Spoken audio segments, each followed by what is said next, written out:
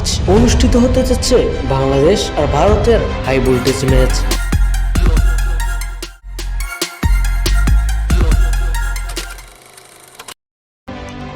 এই ম্যাচ দেখার extra advantage পাবে তা বলাই যায়।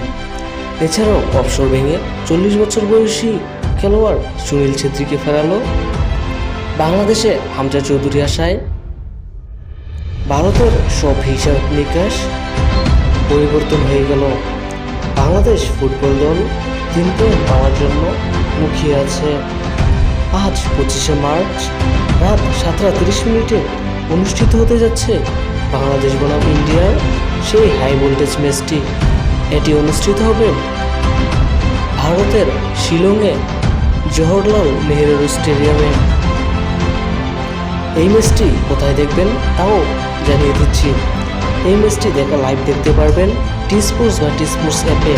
ম্যাচের পরবর্তী আপডেট পেতে আমাদের সঙ্গেই থাকুন।